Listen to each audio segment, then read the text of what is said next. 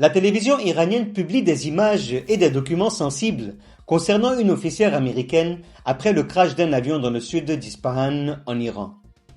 Aujourd'hui, lundi 6 avril 2026.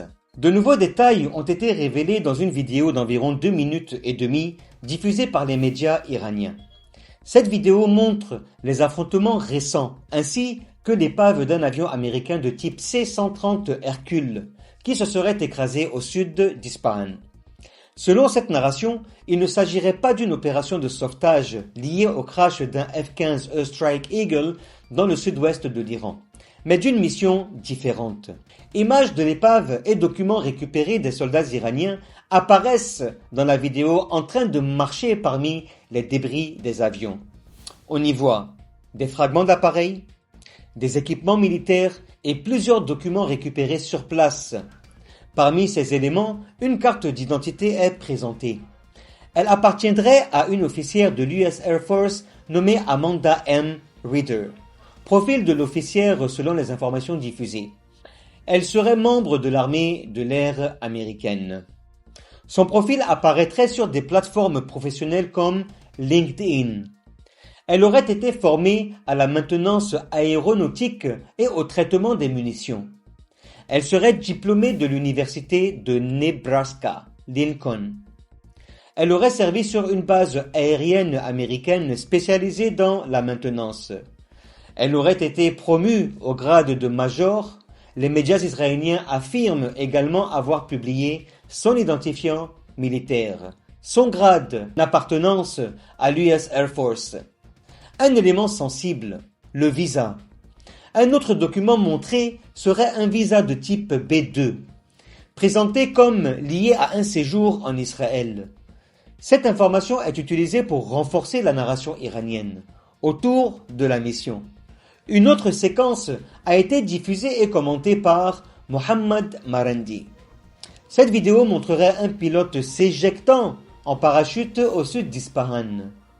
Selon ce commentaire, il ne s'agissait pas d'une opération de sauvetage, mais d'une mission liée à l'uranium. La lecture iranienne selon les autorités iraniennes. Écoutez très bien. L'opération américaine aurait échoué. Les avions auraient été détruits et la mission aurait visé à récupérer du matériel nucléaire. Ces éléments sont présentés comme des preuves dans la guerre médiatique en cours. Une guerre psychologique. Ces images, documents et vidéos sont désormais utilisés dans une campagne de communication visant directement Donald Trump. Le message est clair.